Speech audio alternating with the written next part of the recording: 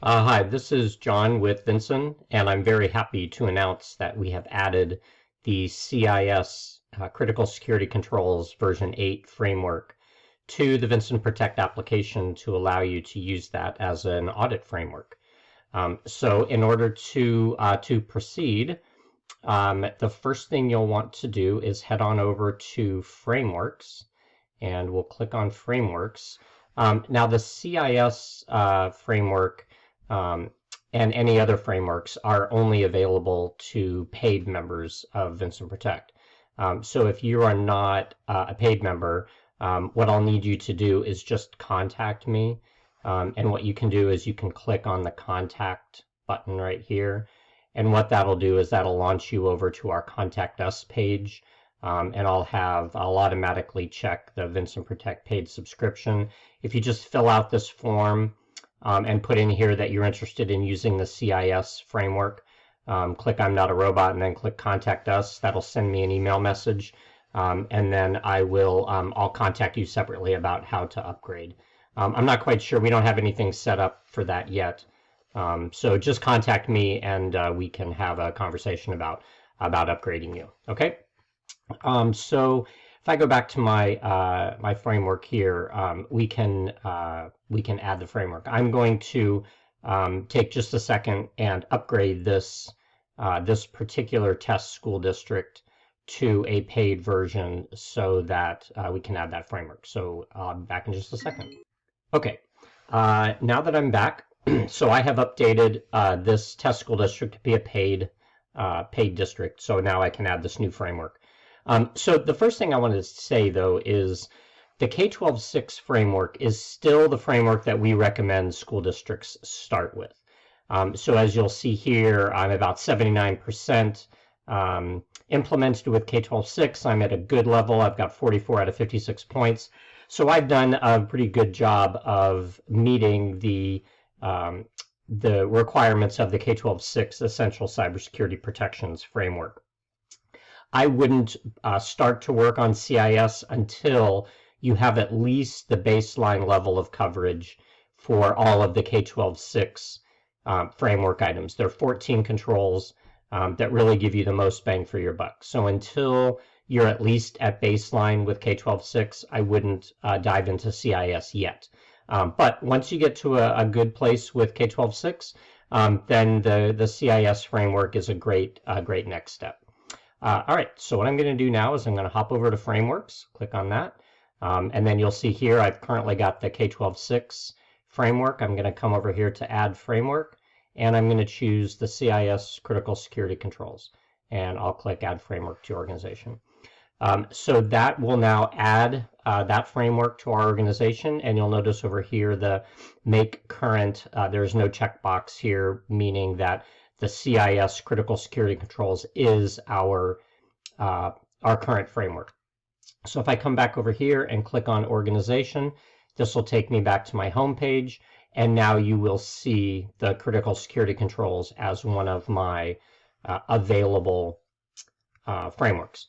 Now you'll see these three different items here. So the CIS Critical Security Controls comes with three different levels of implementation, either IG or Implementation Group 1, Implementation Group 2, and Implementation Group 3. Each of them have increasingly more comprehensive controls that you need to meet. And we're going to see what that looks like in just a second. This gold star here means that this is the current framework. Right? So I'm going to click on the Critical Security Controls, and you'll see that home page load. Now this looks a little bit different than the K12 SIX framework because there are varying numbers of safeguards. The CIS calls them safeguards. Each one of these 18 controls has a number of safeguards underneath it, depending on which implementation group you are starting with. So Implementation Group 1, for example, has 56 different controls that you need to evaluate. Implementation Group 2 has 130 controls, and Implementation Group 3, the full CIS control, has 153 different controls. So if I click on Show Safeguards here, you'll see the different safeguards that you need to evaluate for implementation group 1, broken out by, they call these controls. So control number 1 is inventory and control of enterprise assets. There are 2 safeguards in control number 1 as part of implementation group 1. If I click on implementation group 2, you'll see the number of safeguards expands significantly. So now you'll see I've got 1,300 possible points. Each one of these controls is worth 10 points. So I have 130 different controls. If I click on IG3, like I want to evaluate against IG3, now I have the full complement of controls that I need to evaluate. Now you'll notice these are pretty significant. All right, this is not something that you do in an afternoon. It's probably not even something you do in a school year. All right, this is a significant effort. So I suggest that you start with just implementation group 1. I mean, there's still 56 controls that you need to look at, but still, it's a little more approachable. Now, you'll notice some of these, like 13, 16, and 18, don't have any safeguards that you need to evaluate as part of implementation group 1. All right, once you pop up into implementation group 2 now, however, now we have items in 13, 16, and 18 that we need to evaluate. But again, I would start with implementation group 1, and then once you're at a good state with implementation group 1, then you can look at maybe going to implementation group 2. Implementation group 3 is really for very specialized organizations like software developers. There's a lot in application software security. If you are not, most districts don't develop their own software programs. So control number 16 sometimes doesn't have a lot of applicability. Same thing with penetration testing. There's just not a lot of applicability to school districts. I mean, you can do a pen test, but a lot of times your ISP will take care of that kind of firewalling for you, unless you're a rather large district. And if you're a rather large district, then maybe you should be looking at implementation group 2. Okay, so similar to the other frameworks, if I click on 1.1 here, this will launch me to that control dashboard. So for this, for CIS, we're really only going to look at 2 things. Do you have a policy around this safeguard, and have you implemented it? So those are really the 2 things that we're going to look at. And then over here will be some recommendations for you, depending on what your answers are over here, just like in K12 SIX. So if my policy, let's say I have an informal policy for my enterprise asset inventory, so the recommendations I'm going to get on here are create a written policy, which will get me to the written level, and then obtain senior management approval, which will get me to the approved level. So I can put a check mark there and then add that to my selected tasks. And then for implementation, let's say that I've mostly implemented that, so the only recommendation I'm really going to get is to complete the implementation of this control. So I'm going to add that one to my tasks. So this works just like the other framework, where you can look at recommendations and then you can add those to your task list. Okay, so it works just like that. You can add evidence just like we have in the past. So if I come here and click test, I'll just grab a file. I don't even know when I'm going to be able to. I'll just grab this banner here, and then I'll add that evidence. So it's just a JPEG, but this is just for training. So now you'll see I've got some evidence loaded there. All right. So now back to my dashboard. You'll see that 1.1 now changes into yellow. You can click the little eye, and you can see the different color schemes similar to K12 SIX, red, yellow, green, and blue. And you'll just continue to evaluate each one of these different safeguards. And then if you just want to see, like, overall, how are your control scores, your policy, and your implementation status scores, you can click off showing the safeguards, or you can click them back on and see them. All right. So as you go through and evaluate all of your controls, when you're done, you can print a status report, just like we had with K12 SIX.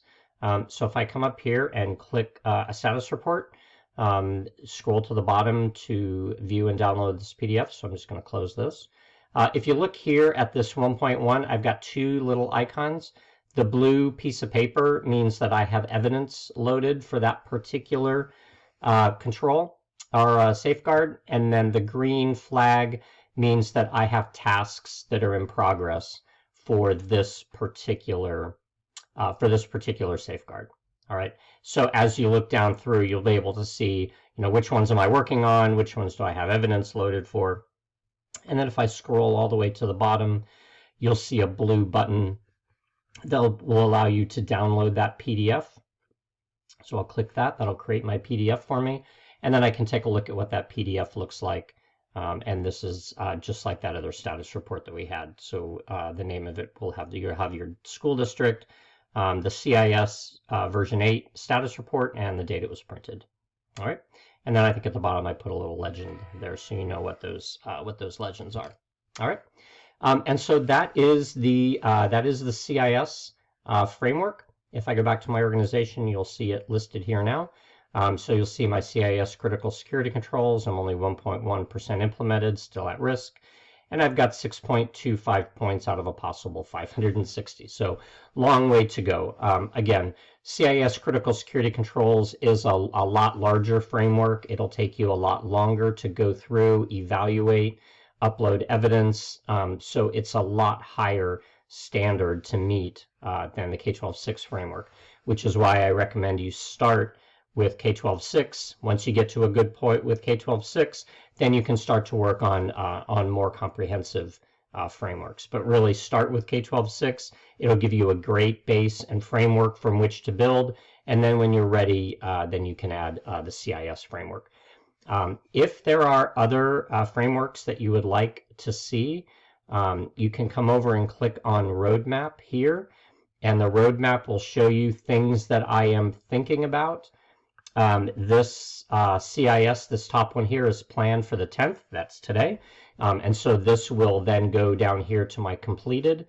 So these are the things I'm evaluating. These are the other frameworks that have been either discussed or thought about. So if you want to add any requests to this application, you can click on Add Request. If you want to upvote any of these to tell me which ones you think I ought to be looking at, you can upvote these. And I think that's it. If you have any questions on any other parts of the application, please head over to Help.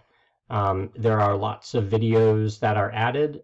You can look at, for example, if you're interested in the incident management system, I have a little video on incident reporting. You can look at the different applications. So how do you add a feature request?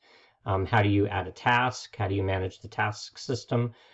So if you have any questions about the application, you can head on over to Help. Okay? And that's it for now. Thank you all very much.